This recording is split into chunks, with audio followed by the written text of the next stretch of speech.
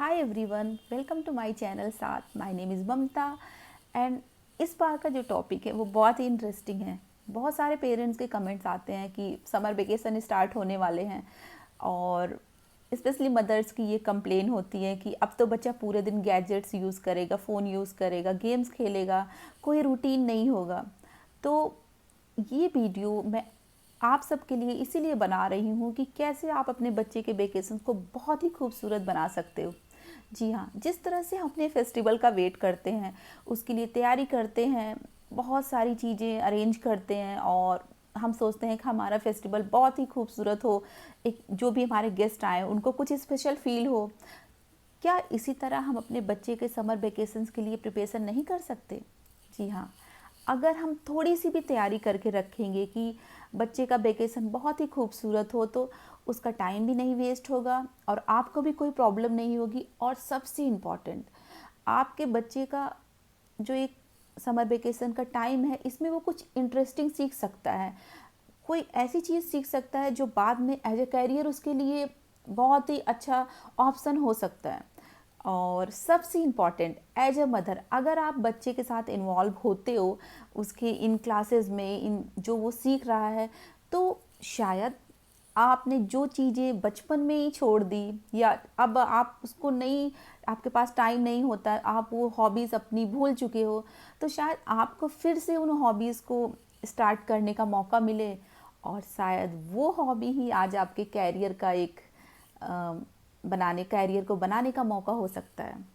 तो मैं आपको सबसे ज़्यादा सजेस्ट करूँगी कुछ ऐसे 3 4 5 स्टेप जिसको आप फॉलो करके आप चूज़ कर सकते हो कि इस समर वेकेशंस में आप बच्चे को क्या सिखाना चाहते हो।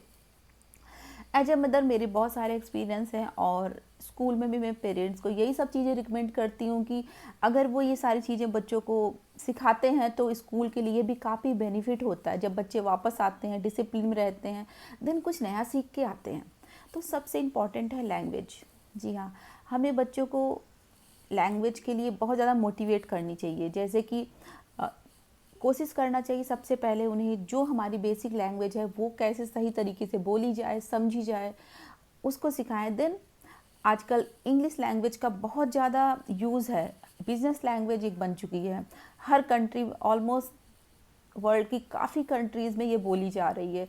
तो और जो भी बुक्स हैं हमारी बच्चों को, या स्टोरी की बुक्स हो सकती है, इवन वो कहीं पार्टिसिपेट करते हैं तो इंग्लिश लैंग्वेज का बहुत ज़्यादा यूज़ होता है। बट स्कूल में तो उन्हें पढ़ाया ही जाता है। बट ये टाइम है कि अगर आप बच्चे को कुछ रीडिंग के थ्रू या फिर कुछ ऐसा सिखा सकते हैं, जैसे बहुत सारी ऐसे क्लासेस होती हैं, आप बच्चों को ज्वाइन करा सकते हो। या फिर अगर आपके पास टाइम है तो आप ही बच्चे की इस स्किल को बहुत ही अच्छा डेवलप कर सकते हो, क्योंकि इस समय स्कूल नहीं जाना होता तो बहुत सारा टाइम रहता है बच्चों के पास। तो उनकी लैंग्वेज पे आप फोकस करो, कैसे उनको नई नई भाषाएं सिखाओ। देन आता है क्राफ्ट, ड्राइंग, स्केचिंग। इन सब चीज़ों में आप देखो कि आपके बच्चे को क्या इंटरेस्ट है, क्योंकि आर्ट बहुत ही खूबसूरत चीज़ है। और अगर बच्चा ड्राइंग करता है तो उसका माइंड बहुत ही रिलैक्स हो जाता है और नई नई चीज़ें इमेजिन करता है। तो उसको ड्रॉ करने के लिए आप बहुत सारी, जैसे जैसे बच्चों को हमें कोई चीज़ अगर हॉबी डेवलप करनी है, थोड़ा इंटरेस्टिंग बनाना होता है, अच्छे से आप क्रेयॉन्स ला के दे सकते हो या स्केचिंग बुक ला के दे सकते हो। और थोड़ा अप्रिसिएट करने की भी ज़रूरत है। स्टार्टिंग बच्चे बहुत अच्छा नहीं करते, बट हाँ, अगर आप उनको अच्छे से उनको उनकी तारीफ़ करते हो, समझाते हो क्या इसमें मिस्टेक है, कैसे ठीक की जाए, नेक्स्ट टाइम आप बहुत अच्छा करोगे, ये सारी चीज़ें बोलते हो तो बच्चे बहुत खुश होते हैं। इसके बाद नेक्स्ट आता है स्पोर्ट्स। स्पोर्ट्स का बहुत ज़्यादा यूज़ है बच्चे की लाइफ में, चाहे वो फिटनेस के लिए भी खेल सकता है या फिर अपना कैरियर चूज़ कर सकता है। तो ये बचपन में ही पेरेंट्स को चाहिए कि बच्चे को इन समर वेकेशन एक स्पोर्ट्स की क्लास तो ज़रूर ज्वाइन कराई जाए। अगर नहीं करा सकते आप क्लास तो कोई बात नहीं, आप अपने आसपास ही ऐसा कोई प्लेस हो डिसाइड करिए जहाँ पे वो खेल सके गेम्स। बहुत सारे ऐसे गेम्स हैं, फुटबॉल, स्केट्स, बैडमिंटन। बैडमिंटन तो आप भी अपने बच्चे के साथ खेल सकते हो, टेनिस, इवन और भी बहुत सारे ऐसे गेम्स हैं जो आप बच्चे के साथ एवरी डे 1 घंटे तो खेल सकते हो। इससे आपका फिटनेस भी होगा और बच्चा सीखेगा भी। अगर आपको लगता है कि बच्चा बहुत अच्छा कर रहा है, इंटरेस्ट दिखा रहा है, बाद में आप उसको किसी अच्छी एकेडमी में भी भेज सकते हो, सिखा सकते हो, शायद एज ए करियर वो उसको चूज़ कर ले। नेक्स्ट है कि म्यूजिक। म्यूजिक का बहुत इम्पॉर्टेंट रोल होता है हमारी लाइफ में। तो आप अपने बच्चे को म्यूज़िक क्लास में भी भेज सकते हो। बहुत सारे म्यूजिकल इंस्ट्रूमेंट्स हैं जो बजा सकता है, सीख सकता है, या फिर डांस की क्लास में भी भेज सकते हो। और अगर आपको लगता है कि आपके बच्चे को स्पीकिंग का शौक़ है, तो बहुत सारी ऐसी क्लासेस हैं जो स्पीकिंग के लिए कोर्स कराती हैं। और अगर आपको लगता है आपके बच्चे की राइटिंग स्किल अच्छी नहीं है, तो इसके लिए भी आप उसको कई सारी क्लासेस ऐसी होती हैं जो आप ज्वाइन करा सकते हैं। अगर हाँ, सबसे इम्पॉर्टेंट, ज़रूरी नहीं है कि सारी चीज़ें आप क्लासेस में ही कराओ। हाँ, वहाँ पे एक्सपर्ट्स होते हैं जो अच्छे से सिखाते हैं, बट मदर से अच्छा टीचर कोई हो ही नहीं सकता। तो आजकल तो कितना अच्छा है, यूट्यूब पे बहुत सारे ऐसे कंटेंट होते हैं जिसको आप सीख के अपने बच्चे को सिखा सकते हो। तो आप खुद भी कई बार जो चीज़ें हम अपनी भाग दौड़ भरी लाइफ में भूल चुके होते हैं, बच्चों के साथ जब हम वो फिर से स्टार्ट करते हैं तो फिर से हमें एक नई एनर्जी मिलती है, और हमें ये रियलाइज़ होता है कि मैं कितना अच्छा करती थी ये ड्राइंग, आर्ट, क्राफ्ट। और शायद फिर से उसको आप एज ए कैरियर चूज़ कर सकते हो। अगर आप वर्किंग हो तो आप अपने आप को रिलैक्स करने के लिए वो चीज़ें कर सकते हो, क्राफ्ट का कर सकते हो, म्यूज़िक या ड्राइंग।